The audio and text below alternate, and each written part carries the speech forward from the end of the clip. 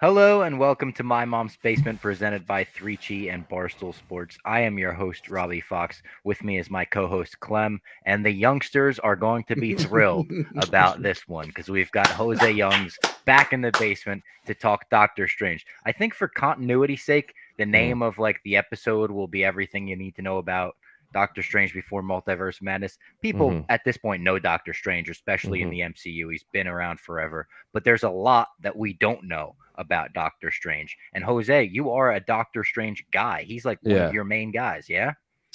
Yeah, that whole crew, like specifically the Midnight Suns of the 90s, so like Doctor Strange, Ghost Rider, the Night Stalkers, Morbius, who was technically part of it, the Darkhold, which we're gonna have to get into if we specifically if we talk about this upcoming movie.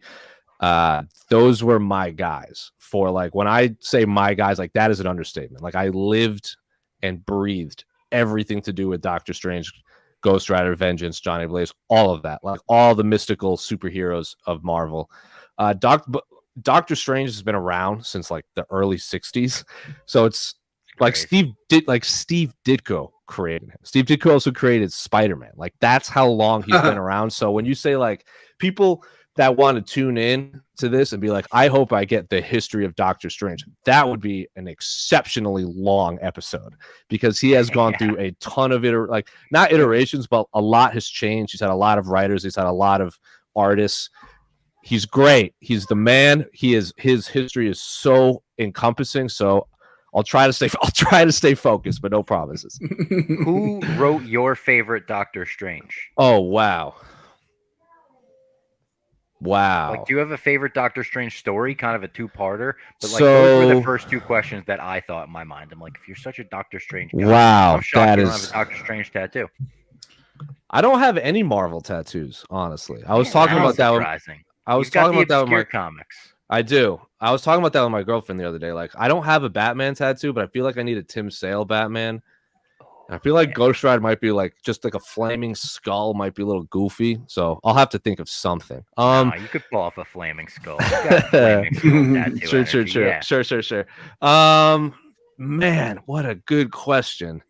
It's like asking my favorite snack. I'm just like, oh god, I have the dessert, I have the ice cream. I think. Wow, that is such a good question. My favorite Doctor Strange. There was one where most memorable, and I think because Roger Stern was like the guy that I think a lot of people, when they think of Doctor Strange arcs, they think of him like Steve Ditko and Stan Lee created him. But I think David Stern was originally the guy, I think, or Frank Burner and all this kind of stuff. I would have to say there was one where it was like because technically Dracula is a character in the Marvel world. Like he exists in the Marvel comic books. Like if you look up, if you get the Marvel Encyclopedia, like Dracula would be right underneath Doctor Doom in like if you're going alphabetical. Like Yep. Dracula would have his own entry. I So love that you have in your brain like the alphabetical list of all Marvel characters. you know. So I would say there was one where it was like the event. It was I believe it was called Tomb of Dracula, where it was of the Avengers, the Night Stalkers, which would be Blade, Frank Drake, and Hannibal King, and Doctor Strange versus Dracula. That was a really cool one when I was a little kid. So that I don't know if that was the intro because there were obviously Dracula comic books that existed, like especially like in the horror days of like comic books.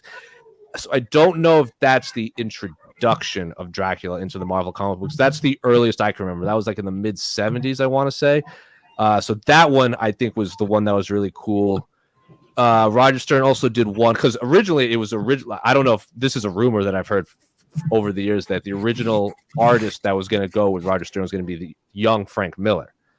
Was going to draw Doctor Strange, and then that just never happened. So then, he went through a ton of artists over the years. There was an artist. There was a story where he got turned into a cat. That was really interesting. There was a time travel, multi-dimensional one where he went back in time and met young Nick Fury and the Howling Commandos. That was interesting. There was a young upstart artist named Mike Mignola that he eventually obviously created Hellboy. He is like the creator of everything Hellboy.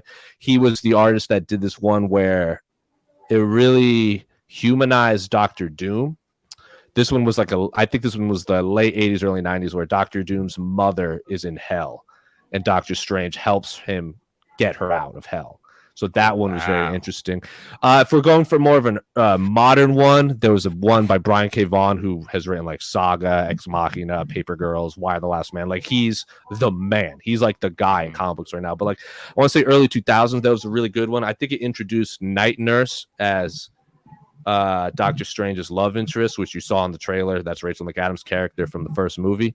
Wong, who is his like sidekick person in the MCU.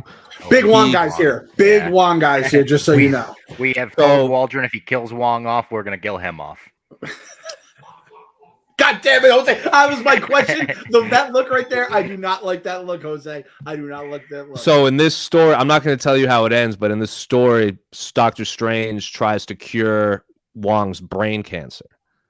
So that one was very good because it was like Doctor Strange was dealing with like real life stuff, trying to fix it with mysticism. So that one was also pretty spectacular. There's been a lot of great arcs. Like I'm sure we're going to get into it, but a lot of I'm sure you guys have seen it, Robbie. I know you collected comic books, Clem. I don't know if you have like any old ones, but if you go to the old Marvel comics or DC or actually any comic books over the years, especially I think maybe up into the early 2000s, you would see that comic book code approved stamp.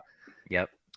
There were a lot of Doctor Strange issues that pushed the boundaries of what would be allowed by the comic book code to the point where like Stan Lee would have to like put out apologies for like people that were up in arms over Doctor Strange stories. Yeah. So Doctor Strange is in what direction necessarily? Like where did they push it? So they introduced God as like not a character, but like so in the Marvel premiere run, which was the early 2000s, early 1970s, I want to say Steve Englehart and Frank Brunner were the writer and all illustrator. Like they created like Shu McGorath, which we're gonna have to talk about based off of the trailer.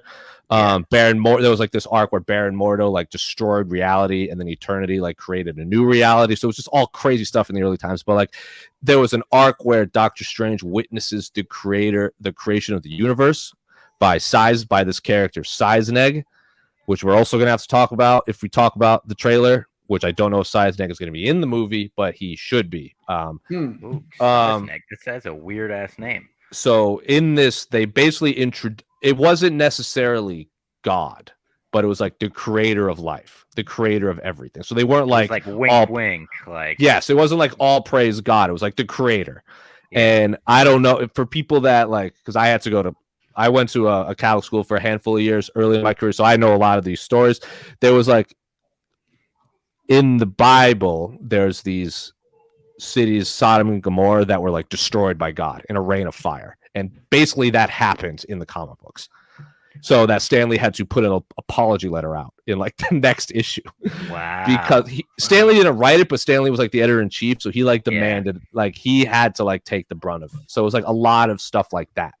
Or there was one, so the devil was introduced. There was Satana or Satani or something. It wasn't Satan, but it was like another like spin. Mephisto. Well, there was Mephisto, and there was the devil, and then eventually it got retcons that they were the same person. But like at the time, he was Satan, like he was the devil. But eventually, it became Mephisto. So like if you read the original Johnny Blaze Ghost Rider, he makes a deal with the devil. Eventually, that is retcon to be he made a deal with Mephisto. So it was stuff like that where it really pushed the boundaries of what would be allowed, and I'm like, thank God it did because it made Doctor Strange that much better. I heard on a podcast recently that the Doctor Strange of like the 70s was so awesome, specifically because of the art and how like they would basically do splash pages every single page and just do like the craziest multiverse shit in the world. You don't like.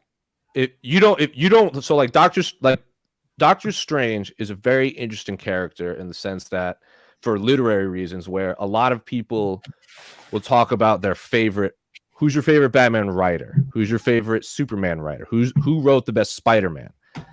Doctor Strange, for the fandoms, it's all who's your favorite artist? Yeah. Who does your favorite art? Who does your favorite coloring? Who does your favorite this and that? Because at some point, Doctor Strange is a magician. You've kind of heard it all. But like from the beginning, if you read the original, like, because he was introduced in Strange Tales, like, because like back then it was like Amazing Fantasies, like tales of mystery and suspense, strange tales. They Yeah. weren't Doctor Strange. And Steve Ditko's art is basically an acid trip in like the early 60s. Same That's thing what as like people were saying. It's so psychedelic. Yeah. so when I went, so like Doctor Strange is one of the few MCU movies that when they announced it, I was like, I have to see that movie. Because I am such a fan, I'm such a mark, to use like a pro wrestling term, for Doctor Strange, but I have to see what the Dark Dimension looks like. And the Dark Dimension is like where Dormammu like eventually lives, and there's like the mystical realms and everything. I need to see how that looks in real life. Like I don't care if I skip the whole movie and I see just those 30 seconds. I need to see that. And my God, did that movie deliver and knock it out of the park. Like wow, they I'm glad that it nailed lived up to your expectations. Because if you look at they basically took Steve Ditko's paneling and just CGI'd it. It was Smart. It was fantastic. So If it ain't broke, don't fix it. Exactly. And it's like, it's real 70s acid trippy goofy colors, and Dormammu was awesome, the way he was all warping and wiggling. Yeah. and I'm glad you brought up Dormammu, because like when he was originally announced in his new realm, they did this really interesting thing, Steve Ditko and Stan Lee, where they would like Doctor Strange would like go on these adventures and get in all sorts of hijinks and quests and stuff, and they would always like hint at Dormammu, or you'd see it at like the end where it's like Dormammu slumbers and this and that. So it took them a long time to finally show you who he was, which is basically what they did with Thanos in the MCU. They kept like teasing him, but they didn't show him. And then when they showed him, it was like boom, and you're like, whoa, who is this flame-headed monster? Great. Like Doctor Strange is fantastic. Like his lore is so good. I love the way he defeats Dormammu in the movie. How he just keeps replaying it over and over again. It's one of the more unique endings to any MCU movie. It really because it's not just a ridiculous CGI battle, and I'm gonna make this. He outsmarted him. Yeah, 100%. I loved it because that's something early Doctor Strange would do, because he was still learning. My only gripe with the Doctor Strange MCU from the MCU is that at the end, when he like is talking with Thanos and he's like, oh, I went through like 18 million realities and stuff like that. The Doctor Strange there in the comic book, when he has full access to the time stream and the multiverse and the mystics, like Thanos is not beating him with or without the Infinity Gauntlet. Like, wow, it would not be close. That Doctor Strange that has that fully powered Doctor Strange that went through time and everything like that. Good luck. Anybody, like, he would give eternity, almost like the Doctor Strange we saw in What If. Maybe did you see that What If? I haven't seen it, but I have not seen it, but I know what you're talking about. I mean, he gets to the point where he is like the most overpowered. He is so Doctor Strange gets so OP at times. It's like unfair. Where to the point where he kind of like hangs back and like is like everyone else is a pawn. I love the thought of Jose watching Infinity War and we're just having fun, and he's gritting his teeth as Iron Man keeps calling him like the Bleecker Street magician. He's like, "You motherfucker, Iron Man! Dude. You don't know the power these guys should have right now. You should have you and Thanos out of the universe." Like I remember I went to see Endgame, and like when he's like that scene where he's like sitting down like talking to Thanos, and he's I'm like, "What are you doing? Like, just beat him. Just beat him. You can do it," and stuff like that. So, but I get it. They haven't shown certain things from the comic books. Like there's some things in the trailer I think I saw that I hope come to be, because if it is, like, good luck beating Doctor Strange. Anybody. Yeah, so let's get into that. Let's get into the new movie. There's a lot to get into. There's a lot of new characters. So let's start with some of the new ones they're introducing in the trailer, mainly America Chavez. Who is she? What does she do? Who is this new character? Jumps between universes, multiverses? So she was introduced, I want to say 2010, 2011, somewhere in there. And I believe it was fairly recently. Yes. And this is the problem with America Chavez. And it has nothing to do with the character. It's because the writers don't ever know what to do with her, because she's been like bounced around from writing team to writing team, and they just can't figure it out. So she was introduced in like 2010, 2011. And I believe it was in this arc called Vengeance. She might have been in the Young Avengers. I don't really remember. It was like some splinter group, and like it was it. That was it. She could teleport. and like in and out.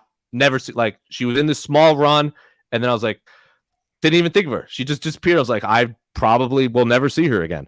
And then she came back in the Young Avengers, I believe, and she lived in this world called the Utopian Parallel, which is this perfect universe created by, I'd never know how to pronounce this character's name, the Demiurge, whatever it's called. Is basically this omnipotent individual, hyper powerful, created this utopian universe, this one of the multiverses, like this utopian world where eventually, fun fact, Wanda's kid Wiccan becomes essentially the modern day Demiurge, whatever you want to call it. But that's like a whole nother thing. That's like a whole nother avenue. You got to, exactly. It's like a whole nother thing. Like he's kind of learning about it like now-ish, and he's kind of omnipotent and like that.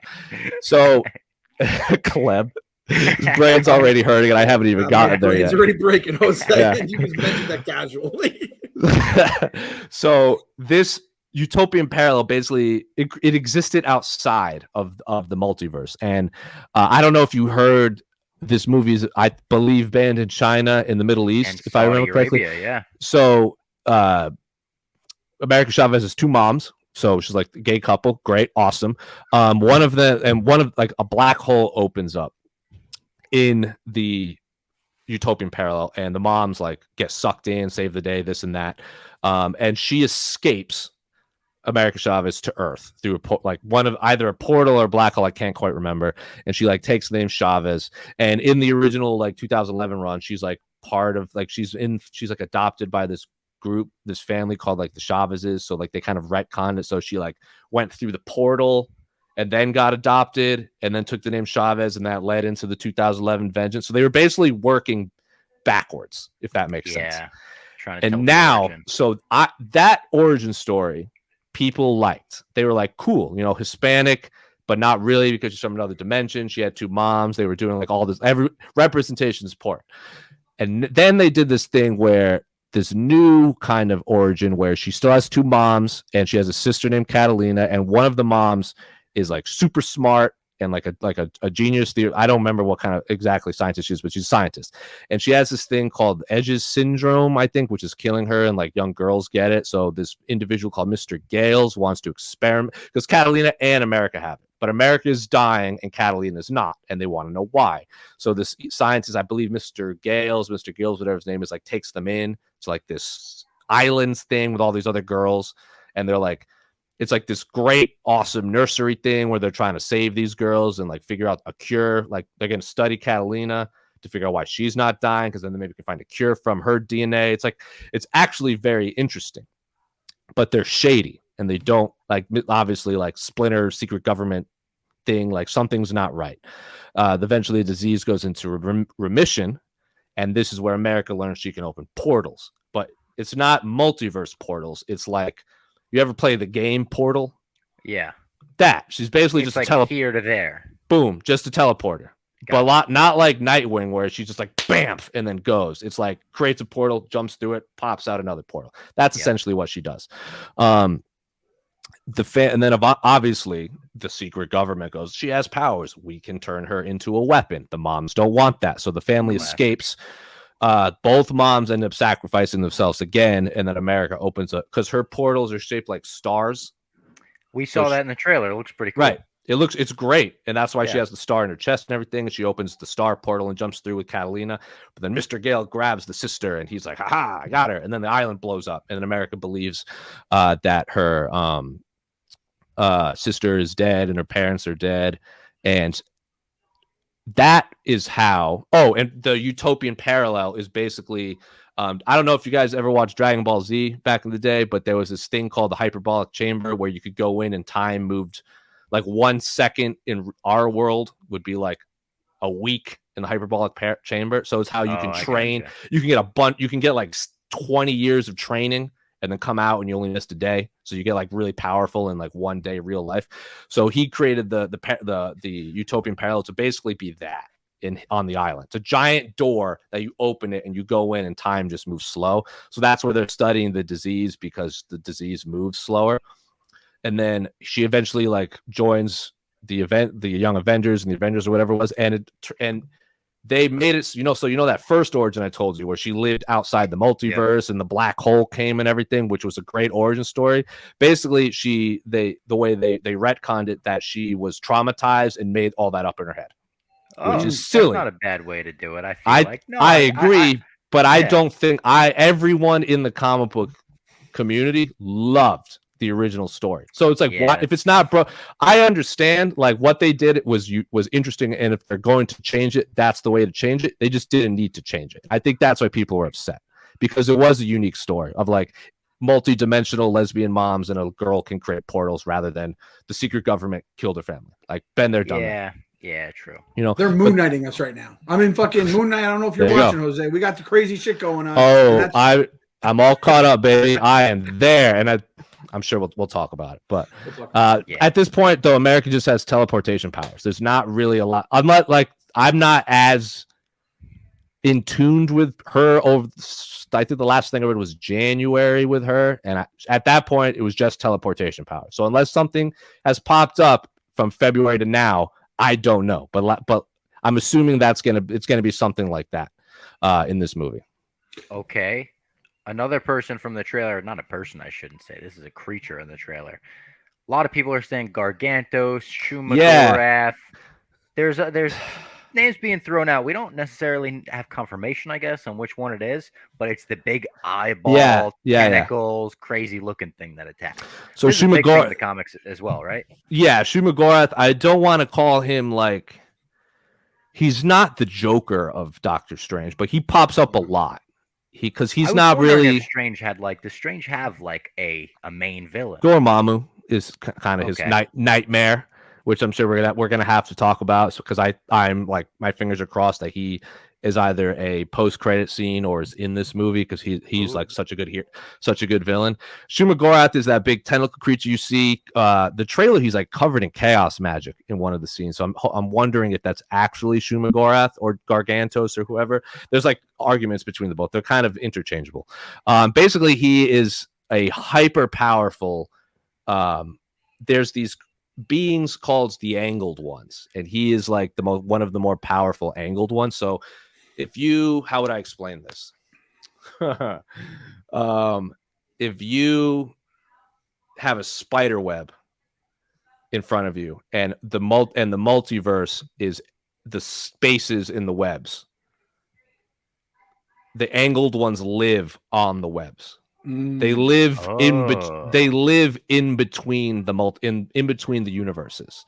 So that's why I know it's very strange. So good description though. No, it's good. That was a fucking A+. That's why I call you Professor Young. This isn't Jose. This is the professor dropping knowledge. Better yet, if it's the if you look at a brick wall, it's the mortar. It's the sticky stuff that holds it. It's the glue, and they live it there. They live in between. Are they all like those big eye things, or are they like all different creatures? They're all like sort of different creatures, but he's like the most important one. He's like the most famous one, and he can like send copies of himself. So very rarely do you see like full that. Yes, but Luke Skywalker, you could put your hand through him because he was sort of like not really. He wasn't a. He wasn't joshing you, right. He wasn't like psych. It was like Shumagorath would be like, "Here's a copy of me." So you're not getting. Very rarely do we get fully. So he can do damage with a copy. Exactly. So I don't know if this is Gargantos or Shumagorath or the real Shumagorath, but the Angled Ones, basically the Angled, they live between the universe, and there's the great old ones that ruled the world. They were the quote unquote the Elder Gods, I think it was their name. They predate the universe. And we don't really know their origin story. Well, at least I don't, because it's all like it's hurting Clem's head. So I'm reading this and I'm just like, I'm like, this is too much right now. Like, just give me mystical Satan stuff and we're fine. But basically they made their way to Earth. They took over, and they were like very like evil rulers. Like they ate people by like sucking out their energy, Galactus style. And eventually there was this being called Seisneg, who was like I said earlier, who was like so powerful, like beyond powerful. And he essentially, he tried to obtain all of the magical energy in the world. So he went back in time, because this is like the 31st century, went back in time to the origin of like the magical energy of the universe and tried to absorb it. And then he created this identity called, which is going to be really important, I hope so, Cagliostro, something like that. He wrote down all of his books, all of his spells, Okay. in a book. And if everyone listening goes, I've heard that name Cagliostro before. Where have I heard that name before? It's because the Elder One talked about him in the first Doctor Strange movie. So basically I don't know if he was like the original magic, evil, powerful guy, which is why I'm like really hoping he's at least some Is that where sort some of their books come from in the first movie, where they're going to the library back and forth and shit? Yep. Oh shit. Yeah. And we obviously have another book in this movie called The Darkhold. I'm hoping there are 2 books. Ooh. The Darkhold and like the Book of Visanti, I believe, which is where Doctor Strange like gets his powers from. Like that's how he gets powerful. Is it like the flip of the Darkhold? Like if that's for the bad magic, is this like the good version not of it? really. It's just like two different types of magic, I want to say. Yeah, Book of Vishanti. We haven't seen it yet in the MCU. I thought I saw it in one of the trailers, but I couldn't be sure. But it was like if Doctor Strange gets this book in the MCU, like I don't know if they would add it, but if they do, the Doctor Strange that we're seeing now is like 5% of his power.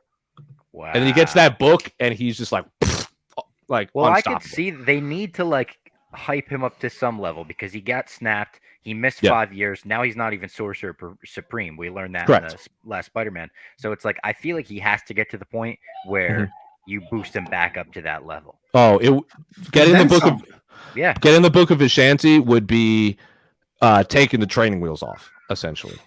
Like he would be unshackled. Jose, tell me if this is a fair analogy for this book. It's basically like Henry Winkler's book in The Waterboy with all his plays in it. Yes, correct. You saw Waterboy. Of course.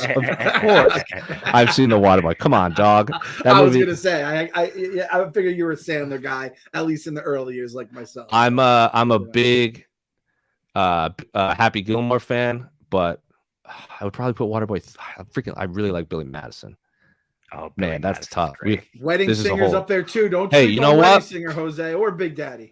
I like Wedding Singer. I like Big Daddy. I like Little Nicky. I like all those movies. If anything, we need a freaking multiverse of Adam Sandler movies so we can get all of them together. Should make a multiverse Sandler movie with the de-aging now. He could play all. So I'm saying because I heard they want to make a multiverse of like Blue's Clues for the kids, so like all of the old hosts could show up. Bring that on too. Just get an Adam Sandler one going. They do this Spider-Man meme in their striped shirts and shit. Hey, one can dream, can't we? That would be good. Another new character, the last new character that I want to ask you about, Rintrah the Wizard. He's the green bull we see.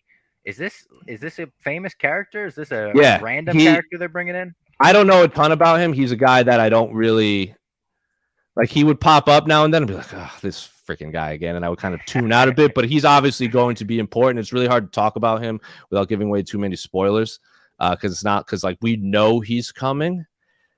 But yeah, I would say you got to pay attention for him. But you did miss. I thought you were going to say another one is the big bandage guy that we saw screaming, the monster that we saw screaming at America Chavez, I want to say, right? It was Sidorak, I believe is his name. He's the guy. He is probably the most important villain of like that no one knows about at all in the comic books. Like he's going to be more important if he shows up than because I don't know if that's obviously him because we saw Doctor Strange use the what do you call it? The wraps of Sidorak in Endgame, like those red wraps he like wraps up. That's the wraps or the bands of Sidorak, whatever you want to call it. That was sick. He grabs the gauntlet with him. Correct. So he is like an ancient demigod that's banished to the Crimson Cosmos. And more importantly, do you know anything about the character Juggernaut? From the X-Men. Yeah. So the X-Men. So Juggernaut is not a mutant. Everyone assumes he is a mutant. He is a man who's Professor X's brother, who they march through the jungle, and he finds a ruby, and he reads it, and he gets cursed with the power of Sidorak. So if you have Sidorak in the MCU, which we have seen Doctor Strange use his powers, and we saw him in the trailer, you would have to assume Juggernaut might have to show up.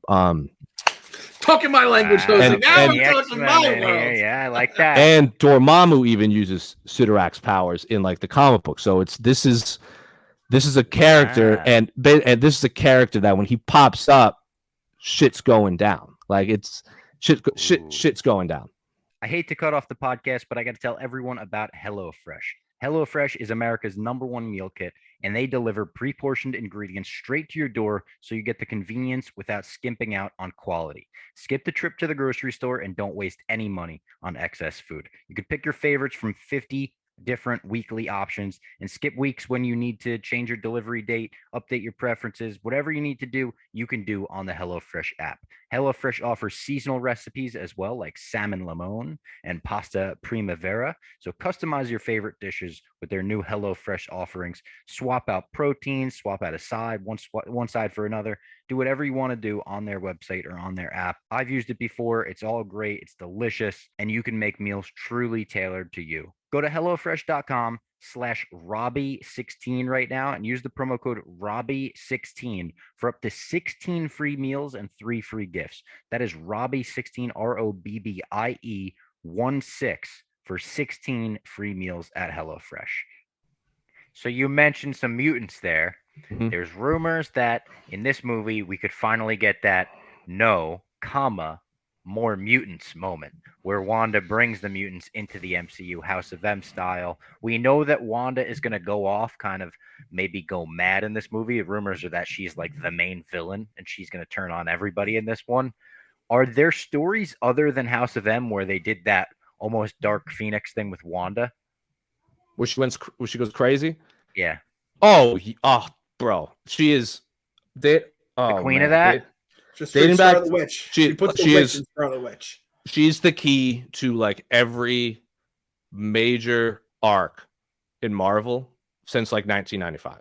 Like like if you like, there have obviously been like Scarlet Witch, like specifically Avengers Disassembled from 2001. That was the fuse that lit everything in the comic books, everything in the MCU. I think that was such a successful run and was so out of nowhere in terms of just like we're gonna basically reset everything in Marvel. That was so successful, and it branched off so many successful arcs that alone is probably responsible for the MCU being as successful as it is today. Where you saw a lot of it in WandaVision, where Wanda goes crazy and like is creating all of these, like she created a world with Agatha and her kids are back to life and this and that. This is where Hawkeye dies in this.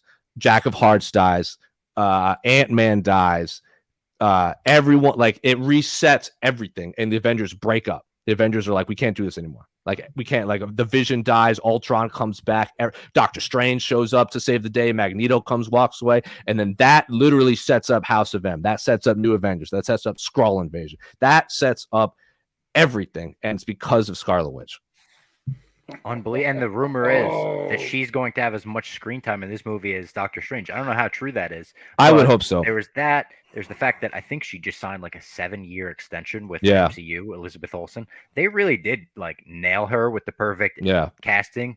That is the perfect actress for the role. You watch WandaVision, you're like, holy fuck, she's good. Yeah, and I'm curious how because she meets, obviously in the trailer, she meets like a second Wanda. Like you see her kind of like looking down. I want to know if that's a variant or that's like her creating another world in her head, or like what was very interesting to me is you saw that scene with Doctor Strange and Wanda like meeting in the forest. Mm-hmm. And she's like picking apples or something, and she's like dressed normally, and Doctor Strange is kind of dressed like a wizard, but not really. And then it's like he's talking to Doctor Strange, or Doctor Strange is talking, and then later on it's like the same conversation but flipped, the same angle, but like, and everything's red. It's like hell, but Doctor Strange is wearing the same clothes, but Scarlet Witch is not. So I'm assuming she is like changing reality around her if that makes sense. Mm. Because and then you saw the eye on Doctor Strange's forehead. What's his eye of? It's gonna come to me later on, but that eye in the comic books is on his chain. Like the eye of Agamotto, is that it? Agamotto, that is it. That's it. Yeah. Boom. It's on his chain, and he only uses it because Agamotto, I think, is a real thing in like mystic lore, where it basically it sees what's actually there. So it doesn't like multiply his powers. It just lets him see through bullshit, pretty much. Yeah.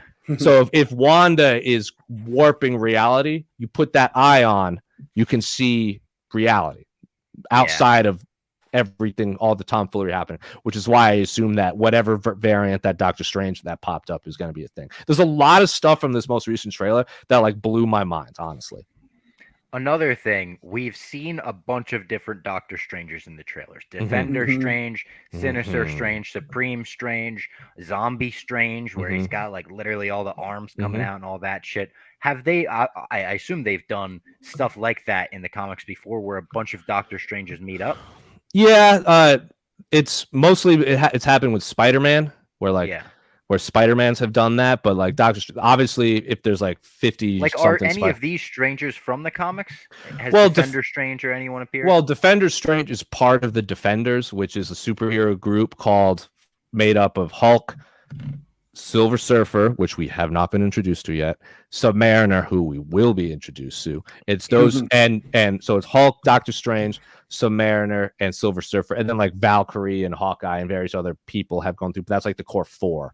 But that character is part of it. Zombie Strange obviously was in the show. What if I'm told? Yeah. And then the zombie universe in the comic books is like one of the universes that also exists, because that universe, I want to say in like the mid 2000s, actually crossed multiverses, where there's the Ultimate Universe, and then the Marvel, and then like the MCU, and then there's like Earth 616 was like the mainstream one, and then there's the zombie one, and then Reed Richards in the zombie world crosses over into the Ultimate Fantastic Four, as you do, and like they're having conversations with each other. So it's just like this has happened before, where other characters, not necessarily Doctor Strange, but other characters have met other versions of themselves.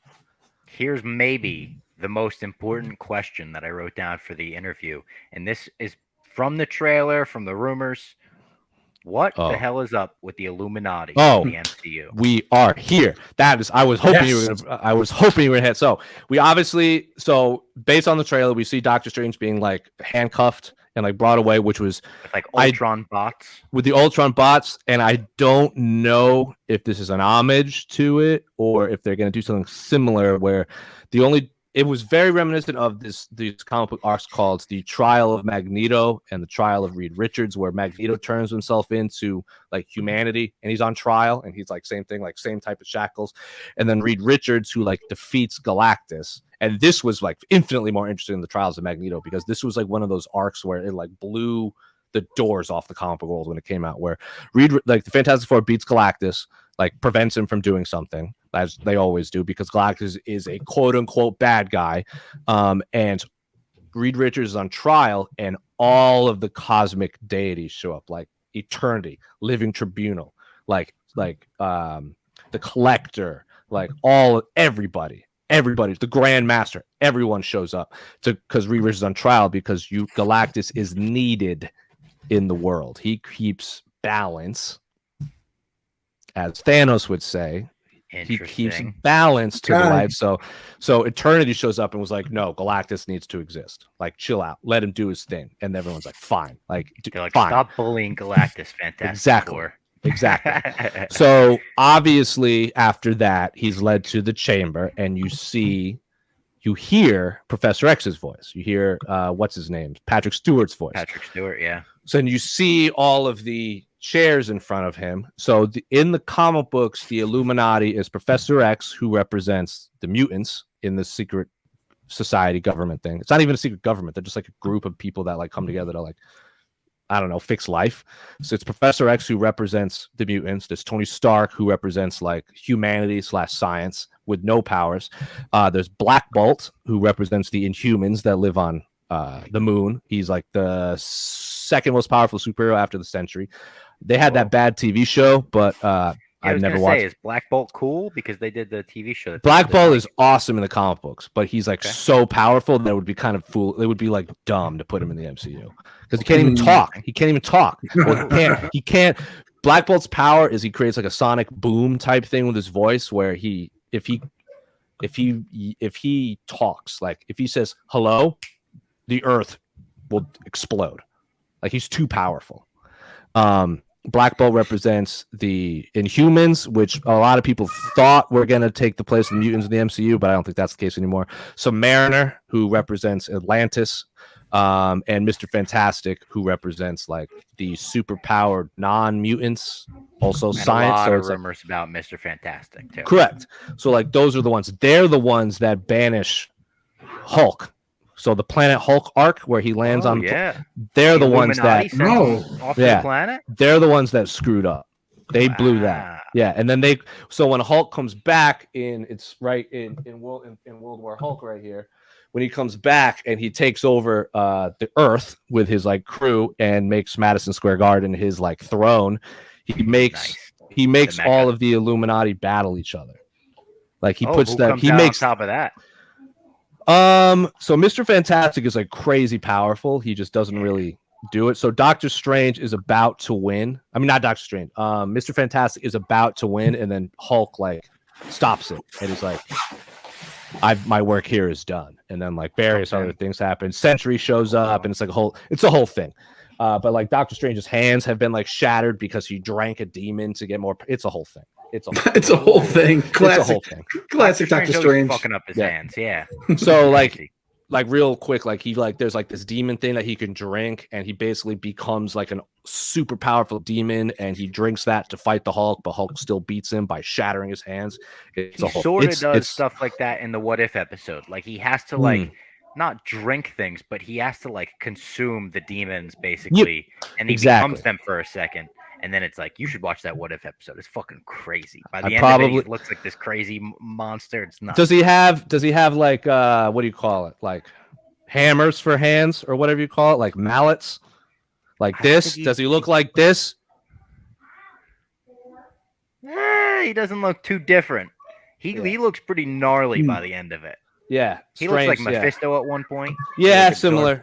Similar. Demon looks like Mephisto. Yeah, but he is beating the Hulk, and then Hulk just crushes his hands, and that's a wrap. But anyway, back to the Illuminati. So, when you see the group that he walks into, I'm like, I see it. I'm like, this is as soon as I saw him leading, I'm like, this is the Illuminati. It has to be the Chambers.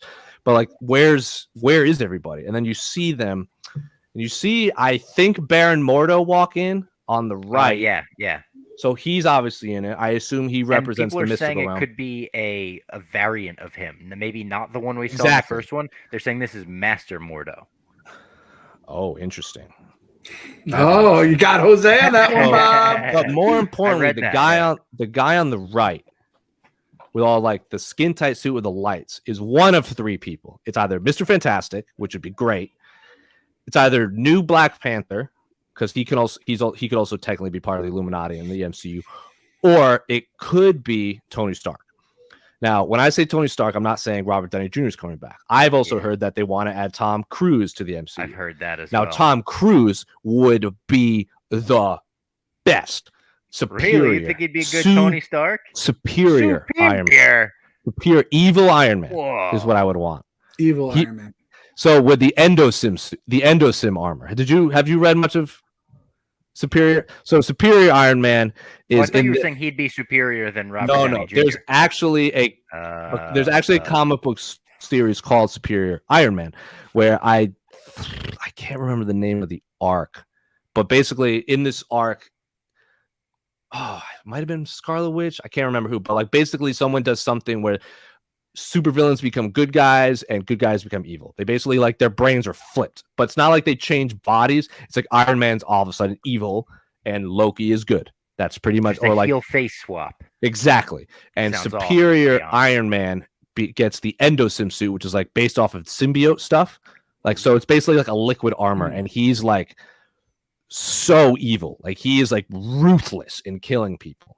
And I think Tom Cruise would be a really good evil Iron Man. Yeah, Scientologist, all that stuff. Yeah, he was also the original pick to play Iron Man from the Marvel Studios. That's like why I think people wanted him so bad. I do think that would be neat. And if John Krasinski winds up being Reed Richards, it would be so cool if they kind of listened to like the fan casting on that. I think that would be awesome. I'm very curious because you hear Professor X say we have to tell him the truth.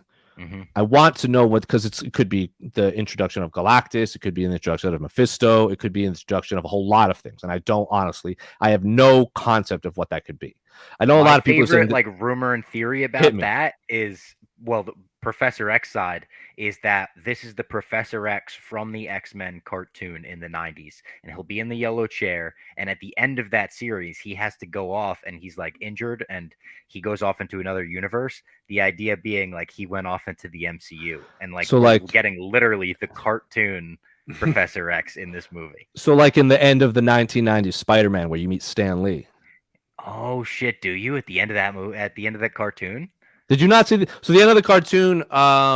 I've seen episodes of it, but I don't think I've seen the finale. I don't remember who did it, but like Mary Jane gets like whisked into the multiverse. This was like 90s multiverse, gets like whisked into the multiverse. And there's like the spider armor, there's a bunch of different Spider-Man. And then like Peter Parker like meets like Stan Lee, the creator of Spider-Man. And they're like, we have to find Mary Jane. And then he like goes into another universe. And then it ends. Sounds awesome. I'm sure it's on Disney Plus. Go watch it. Everyone go watch that's the best Spider-Man TV show ever. But it ends with the multiverse. Like that's how it ends. And like they meet Stan Lee and he goes off. So similar, where I've been saying for years, I've wanted a character from the comic books to appear in like the comic book version appear in the movies, where that'd similar to how another multiverse thing in the Ultimate universe, they broke the barriers with the Ultimatum arc, which was very bad.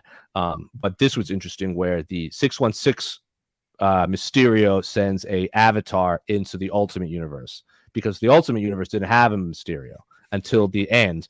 And then it turns out it's the Mysterio from the main universe controlling a robot in the Ultimate universe, and then Spider-Man follows it through, and like Peter Parker from 616 meets the Ultimate Peter Parker, and then Miles Morales eventually comes to this universe, and Spider-Gwen comes to this universe, and then Cataclysm happens, and all the universes collapse, and that's how but that shit happens all the time in the comic books. Universes collapsing. God damn it. Every other week. Like Ultimate. By the end of the Ultimate run, Ultimate Mr. Fantastic was very evil, like the bad guy. And Ben the Thing ends up with Miss Invisible Woman, like they become a thing. And so evil Reed Richards ends up in the there you go. Evil Reed Richards ends up in the main. It's like it's a whole thing. But the Miles Morales, that's how they brought Miles Morales and Spider-Gwen into the main universe, is by Cataclysm or Ultimatum, one of those. I got to cut off the podcast one more time to tell everyone about the new My Mom's Basement merch. I'm wearing it right now. You could see the Chewbacca crew neck. I think it's called the CB crew neck on the Barstool store, so George Lucas doesn't sue us. But the joggers we've got are black. They come in black with a little yellow logo. We've got two new crew necks, the black with the regular Stooley logo, and then the navy blue with the Chewbacca logo. You can shop for this and the rest of My Mom's Basement merch at the Barstool Sports Store. So is this Illuminati? Is this going to be guys probably from different parts of different multiverses, like just coming together? And it's not in the comic books, but I would assume it would be something like that, like some. Different variants. Yeah, I think it'd be really cool if it was like some interdimensional, like I don't know, like grand jury from like various people. Yeah, cool. That's how my dumb brain is viewing it without any knowledge. So if it's not too, disattached from that, I'll be happy. How much is the big K-Man? Are we dealing with any kind of Kang? Yeah, you're gonna have to forget about that now. Yeah, you're gonna have to, because Kang seems to be, because I've seen some like the snippets of him in the thing where he shows the timeline. He is probably trying to not protect, but like learn the mysteries of the main time of like protecting time. So I don't know what his role will be, but you can't mess around with multiverses and time travel without him. Like he has to be in it. Especially because like I said, like Wiccan eventually becomes this thing, and like Iron Lad becomes Kang, and like all this very other stuff. He will show up at some point. I just don't know if it's in this movie. Has Strange fucked with Kang in the comics? 100%. Kang fucks with everybody.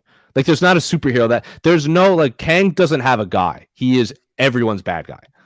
I mean, sounds like he's the perfect next villain for this whole like next phase. Or it could be there's this other character who I've seen a lot of people on the comic books forums and Twitter and everything. They want this character called Chthon to pop up, and he is so everyone thinks that the main premise of this movie will be Doctor Strange is getting blamed for breaking the multiverse. That's why he's on trial, when in reality it's Scarlet Witch. She's the one messing up, not Doctor Strange. He did in the last Spider-Man movie is like nothing to what she's doing. But she might not even know she's doing it. That's the problem, because she has like all these personality disorders and everything. But Chthon's whole thing is he escapes into the universes. He's the world's first black magician ever. So the demiurge thing that I said at the beginning, like he created the Elder Gods, which is like Chthon, Set, Gaia, various other things, and then eventually those degenerated into like demon type monster things, and there's the Civil War, and then Guy like gets with the demiurge in like the core of the earth to create this being called like Antum or something like that. He kills, and similar to what you're saying with Doctor Strange, where he has to like absorb demons and like this and that. Oh, yeah. This thing, Antum like kills all of these demon things and absorbs their powers, but he becomes corrupted. He becomes the Demigorge, the God Eater, not the God Killer, the God Eater. Mm-hmm. And this is years ago. And then Chthon escapes, and since he is the original black magician, like I said, he writes down all of his spells, and he essentially created chaos magic, which is what Scarlet Witch uses. Mm-hmm. So he wrote down all of his spells in a book called the Darkhold book, which you need. Now, every time he escaped, like here's Scarlet Witch's MO. She gets powers. She's a good guy. She loses everything important to her. She goes insane. Chthon takes over. Rinse and repeat. That's literally Scarlet Witch's whole thing. Every universe that will happen. Similar to like there's like various other superheroes that was like the same thing happens every time, like the Molecule Man or like Captain America was like a big thing too. And like Secret Empire, there's this arc called Secret Empire where Chthon takes control of because it goes into the trailer. So remember when it zooms in on Scarlet Witch and you see like her eyes, and it's like you see like it goes all the way into her eye, but you see there's like a person in her eyes. Yeah. People think, and I think the second I saw it, I was like, oh, this has to be it. But they haven't mentioned Chthon, so it might not happen. So in the Secret Empire, I believe it's Secret Empire, this arc, Chthon takes control. Have you guys seen Get Out? Oh, yeah. Yes. She's basically Get Outed. Like she's in her brain watching watching Chthon control her body. So people think that either that's Chthon or Wanda stuck behind the eyes. Like she's stuck. So she's watching Chthon take over, because Wanda, because there's the multiverse. Say there's 1,000 universes in the multiverse, and there's 1,000 Scarlet Witches, and there's 1,000 Chthons.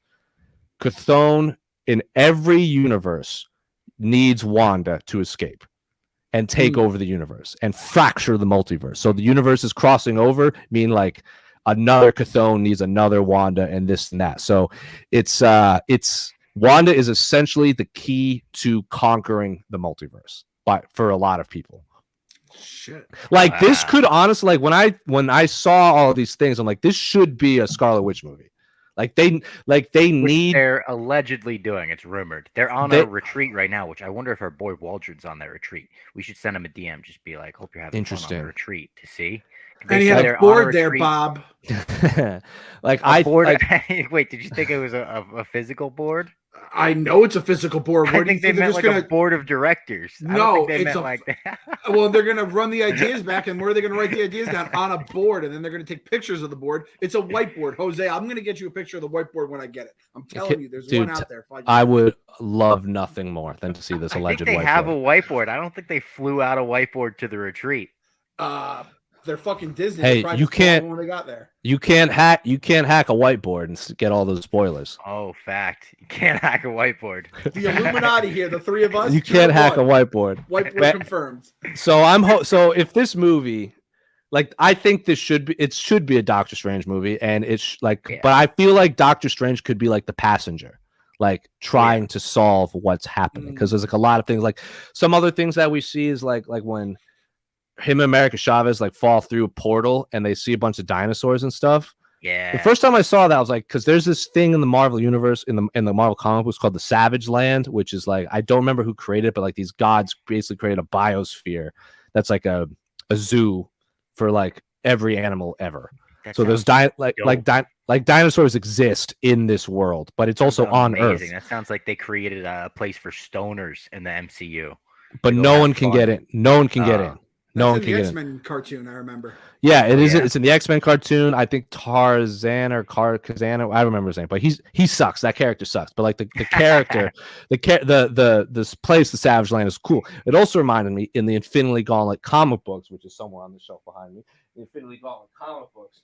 I believe it's Drax and Firelord, and Firelord's not in the comic books. It's somewhere in here. I'm never gonna find it. But they get like Thanos, like blinks them through portals, and they fall onto a dinosaur world too. So it's similar to that, I would imagine. So there's a lot of fun stuff that can happen. You see the Darkhold, like Doctor Strange using it, but like the Darkhold is so powerful that I'd be curious to see if he even knows how to use it. I think so. Then a lot of people also think that like when Captain Marvel might have made an appearance in the trailer, that thing, maybe a Captain Marvel variant of some sort, or I've also heard Monica Rambeau or something, or Monica Rambeau's mom at the beginning, because Maria, people think it could be a reality where her mom becomes Captain Marvel instead of Brie Larson's character.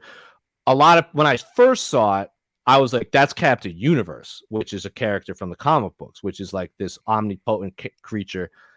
It's like a power source. And Peter Parker gets that power for a minute, but then eventually becomes a woman, and she keeps the Spider-Man mask type thing. That Captain Universe would have like no problem with a lot of this. I thought it was her. But then I'm like, they wouldn't introduce Captain Universe that way, but maybe they would. Who knows? But there's a ton of possibilities, and it all goes back to Wanda. So here's the final question, I guess, of like the podcast I wrote down. What are you looking forward to seeing the most? What do you want to see the most in this movie? You mentioned Nightmare. Nightmare would be like as goofy as it's gonna sound. Nightmare would be my dream. Nice. To get. So Nightmare would be the dream. So yeah, look at that. It's like poetry. It rhymes. I either want Nightmare, because I think he's one of the coolest villains in the MCU. He deals a lot with, because also his realm, like the Nightmare realm in the comic books, is very cool. It's very like trippy, like things, people walking on the ceilings and stuff. I either want to see Nightmare. I want to see the seeds planted of Galactus. Oh, that'd be cool. Like, because because there's this character in the comic, like the Unmaker becomes like corrupted by energy it's consuming in the comic books, and people seem to think that they're going to make Galactus like a corrupted celestial, like eating planets, which I think is a little silly and a little far-fetched, because that's just completely changing the Galactus origin story. But regardless, they did that last time, and they made him a cloud in that Fantastic Four movie. Don't even get me started. I think it would be really cool if Michael B. Jordan's Human Torch made an appearance, because he was good in that movie. Oh yeah, and he was so good in Black Panther, and then they killed him off. It's like, fuck, we want more of him though. So Nightmare would be my dream, because especially at the beginning when they say I have the same nightmare, like that's the beginning of the trailer. Every night I wake up, whatever, and then the nightmare begins. That would be my, like, as soon as I heard that, I'm like, just inject Nightmare directly into my body. Like, I'm gonna pull it. I want to see what he looks like as you're talking about him. So he gets his powers there's a misconception with Nightmare. He's a green guy. Right. There's a misconception with Nightmare where he gets his powers based off of powerful beings dreaming. And that's not the case. He gets his power. His power amplifies based off of the intensity of a dream. So it doesn't matter if it's Thanos dreaming or one of us. If Thanos is having a boring dream, cool. If we have an intense, lucid, REM sleep nightmare, that is infinitely more powerful to Nightmare. So he doesn't care how powerful Freddy Krueger type thing, like sort of, like but he doesn't drives him. Yeah, pretty much. So the more people that are sleeping, the more powerful he gets. He could also manipulate people's dreams and make people see things that aren't there. Now there's this comic book called Marvel Overture, where he puts everyone to an eternal sleep. All heroes, everyone in the world goes to sleep, and he has limitless power, and he wipes the floor with Galactus, all of the Celestials, Eternity, the Living Tribunal. Like he is the The best. Like, Celestials he fucking wipes the floor Jesus. with? because every living creature in the world is asleep, so he has never been more powerful. How does that get undone? How does people? I Do people don't just wake up? remember. I do not remember because it was fine. But I was like, I'm a big Nightmare fan, and there's like Yeah. a lot of kind of got salad fingers in some of these pictures. Yeah. There's a lot of very cool arcs with Ghost Rider, Strange, all those people. I also really hope because is there going to be a Darkhold TV show? Did I hear? I don't know. There's Have I going heard to rumors? be an Agatha Harkness TV show where they could deal with maybe stuff like that. But So there I is don't a know dark. if there's a Darkhold show. The Darkhold comic book is based off of like there's this thing called the Darkhold Imp, where this like midget dude in like a tuxedo will like show up to just anybody and hand you a black envelope, and you read it, and something happens, something bad happens, or you get powers, or basically he's just trying to create chaos. Yeah. And the Darkhold trio like are trying to collect all the missing pages of the Darkhold. I've talked about this That sounds before. like a cool concept for a show. It would be a great show, terrible movie. That's what I was about to say. But remember I told you that arc where like Blade gets like crazy powerful and he becomes, remember I told you the Demigorge at the beginning where he can like absorb all the powers? Blade becomes the Demigorge by reading the Black Letter and kills all of the mystical heroes and absorbs their powers. And the finale is he goes after Strange to kill Strange, to get Strange's power. Strange. It would be great. It would be great. But at the end, he kills what is he? He kills Ghost Rider, and Ghost Rider has this thing called the Penance Stare, which is like his ace in the hole, where he holds you up and he gives you the Penance Stare, and you relive all the pain that you caused people. Oh, so man, that's the worst thing you could ever come up with. Whoever came up with that, the writer, what an evil man that guy was. But Ghost Rider only does it to bad guys. So it's not even like, oh, you killed a guy, you feel his pain. Like if you just like wronged anybody, you just basically live it. So when he gets the Penance Stare, it backfires and he feels the pain that he caused everybody, and it like blows up in his face and he died. And like everyone gets freed and gets their powers back. So that would be a dream too, is to set up some sort of Darkhold. I want more Darkhold. I want Nightmare, and I want Captain Universe would be cool. Superior Iron Man would be cool, and I just want more Illuminati in my life. Hopefully this intros Submariner too, because he's such an interesting character. And we know we're getting him in the future, so it would be smart to like plant some seeds there. My personal two things that I want to see happen and then not happen the most in this movie. I want to see John Krasinski as Mr. Fantastic. That'd be great. I've been saying forever that casting made so much sense in my mind. Love John Krasinski as an actor, great director himself. And then I don't want to see Wong die. Love Wong. I just want to see him continue to live in this MCU. One of my favorite lines in Infinity War, every time it makes me laugh, is when he saves Tony and he's like, Wong, you're invited to my wedding.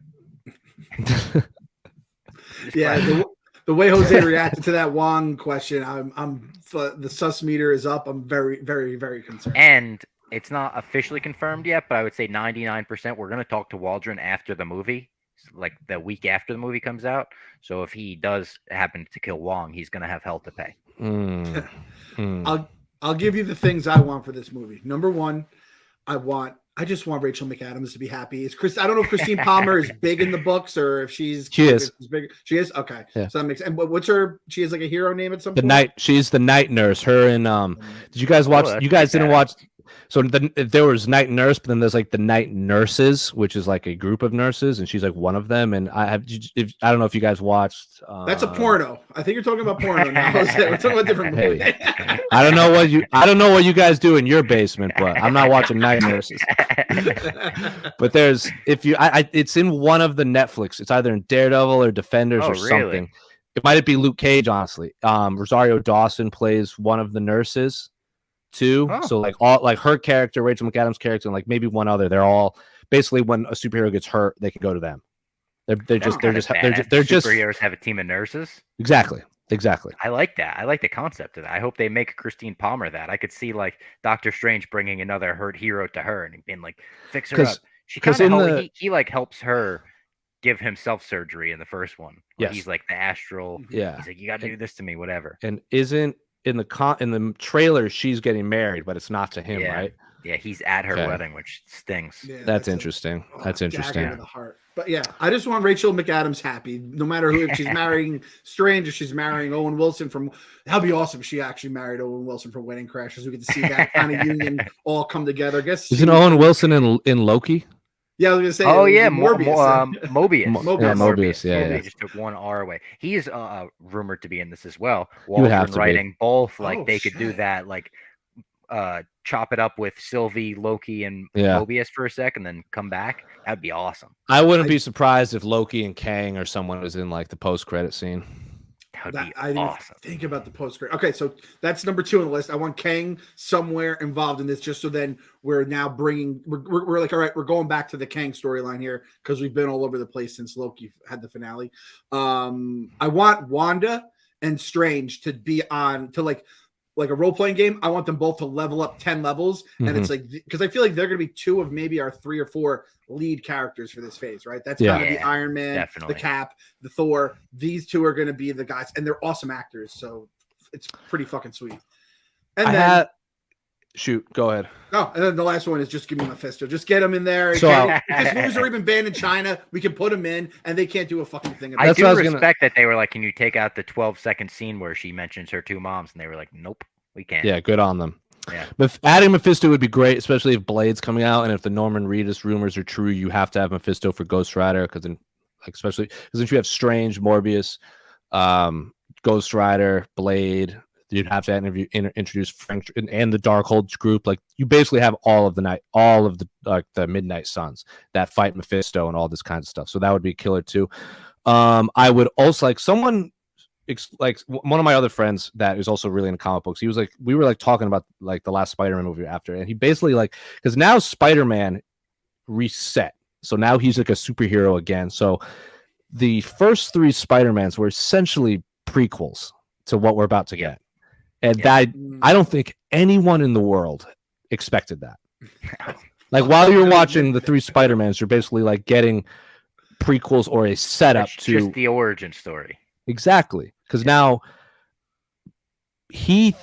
my friend thinks that this might be that for mutants, possibly, or like they reset the universe again, because the universe gets reset a lot in the comic books. Like, to the point, I'm just like waiting on it to happen, because like House of M happens. Do it eventually, right? Like, even if even if they don't do it for the next 10 years, you're eventually going to have to do it. You're eventually going to want Captain America and Iron Man to be back in the movie theaters. Yeah, because like it happened with Ultimatum, it happened with House of M, it happened of Age of Apocalypse, and like this is how they took a lot of the popular heroes from like other dimensions and put them into the mainstream, like Miles Morales, X-Man, Dark Beast, which is like Evil Beast, this character Hyperion, this character Holocaust, like all these characters were popular in other universes that were like sucked into the mainstream universe via universes collapsing. So like that's how it happens. So it's Marvel loves messing with timelines. So does DC for that matter, but Marvel goes a little over the top with it.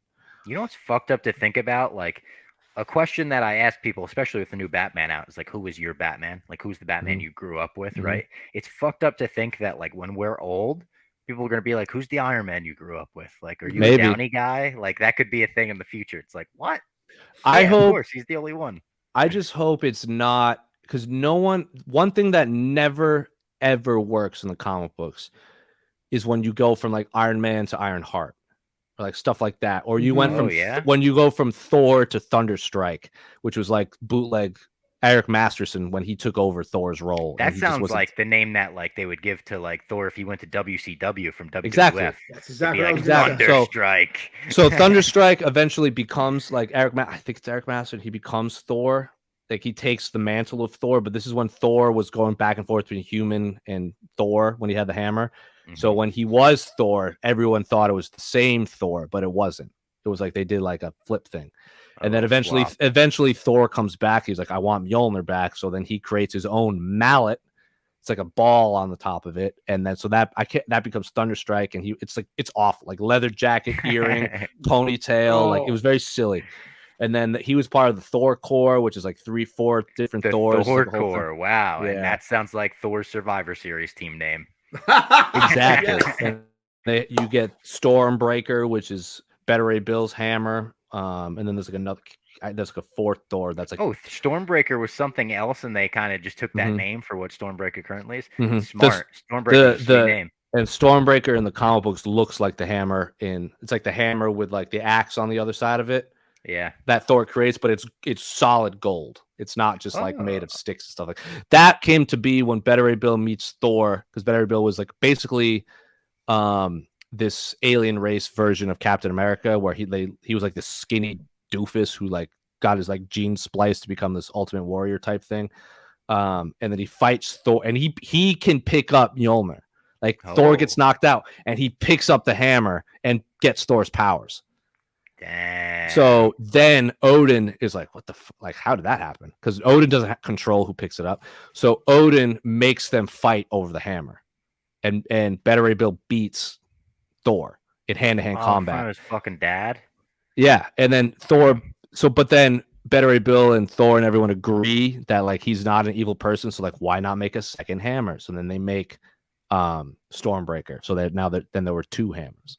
And now there's too many hammers. Seems like he's just like, after that, you lose in front of your dad. Your dad makes you fight someone, and then you get your ass kicked, and they're like, I don't know, we'll make you a spare. But Thor's a good sport about it, because eventually Thor, when he becomes the Rune King Thor, is just like overpowered and just smashes everybody. Well, hopefully we'll see some Rune Kings in Love and Thunder. We'll have to do a whole Thor episode. I was going to say, this is a preview for our Thor. Like, for real. Where's Thor on the Jose scale? Like, Strange sounds like a 10 in terms of like love. Yeah. Thor 8, 7. Where are we looking at there? I know a lot about Thor. Thor had some bad arcs.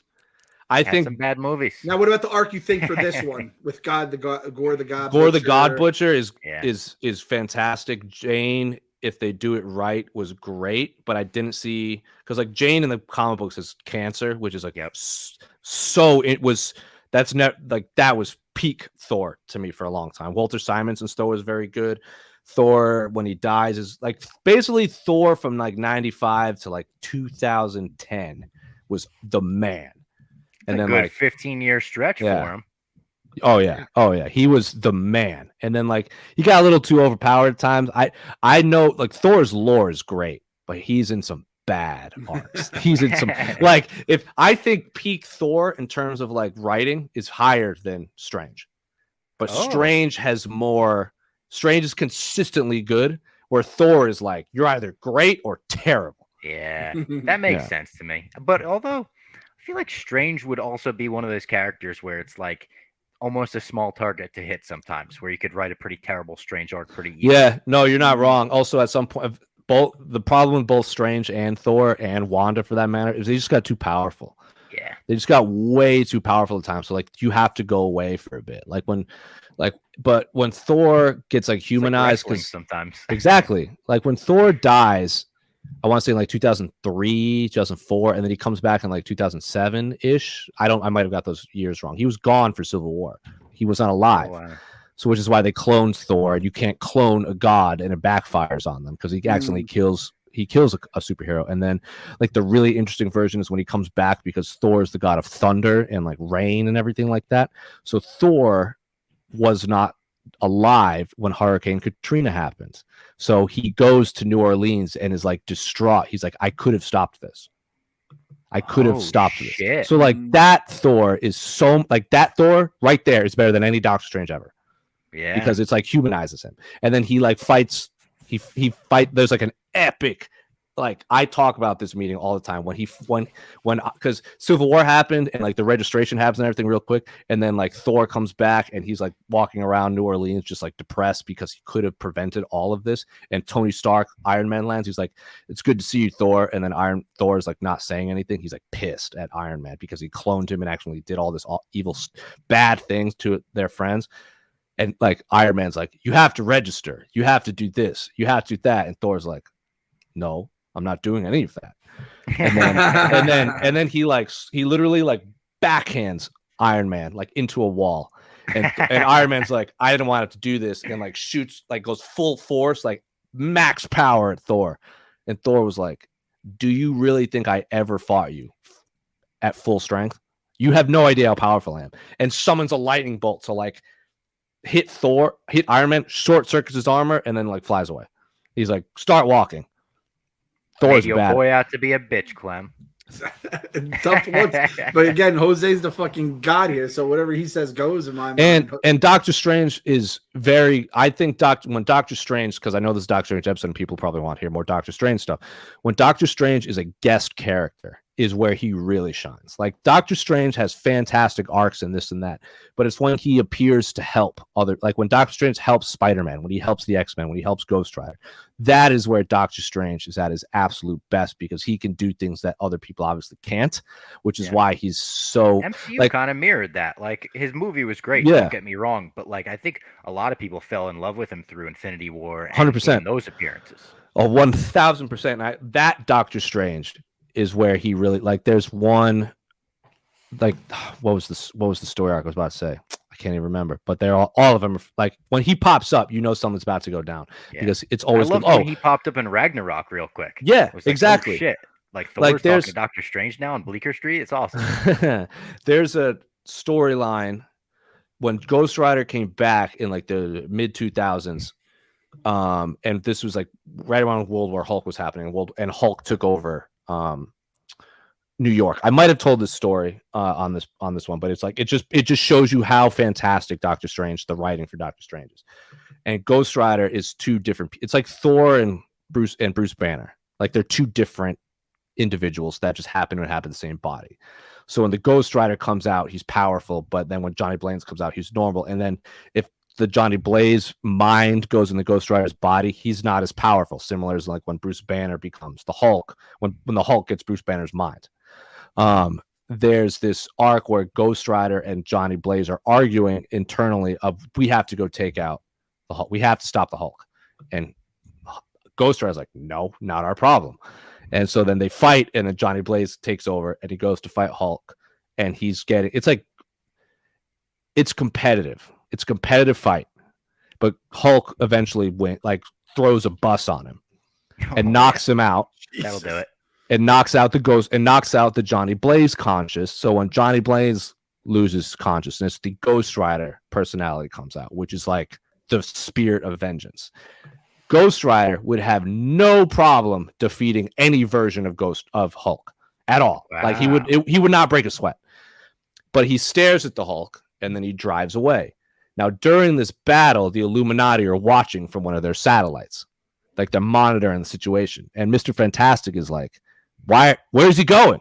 Where's he going? And Doctor Strange is like, well, you have to remember, Ghost Rider is the protector of the innocent. And none of us are innocent right now. So Doctor Strange is the one that's like, we fucked up. We sent Hulk into space and it's our fault. And Ghost Rider knows that. Doctor Strange is the voice of reason almost every time. Wow. Almost like, not completely, but Batman's usually the voice of reason for the Justice League. I love that dynamic of him. That's actually a really good, like, this is how it is. That's a very good comparison. Not in terms of like power level and everything, but like Doctor Strange has an answer for everything, just like Batman. Fucking awesome. I'm excited for this movie, The Multiverse of Madness. Comes out on May 6th. I'm lucky enough to be going to a screener on May 2nd, which I wouldn't be able to see it because we're going to Vegas for the Canelo fight. So I won't give any spoilers out, but I'll tweet like if I loved it, which I'm sure I will. It's a fucking Michael Walden production. Come on. When you leave the theater, give me a 1 to 10 rating. Okay, yeah. What did we do that for? Did we do that for? We did it for Batman. Yeah. Batman. Clem, did you change your mind on Batman? Because I remember you left and you were like, meh. I said a 7 because I was going round numbers for some reason. I decided to get hard on myself. And then I think I bumped it up to an 8 after I did because I was fresh out of the theater. And then I thought about it. Obviously, we podcasted and I remembered I liked a lot of the stuff in the beginning.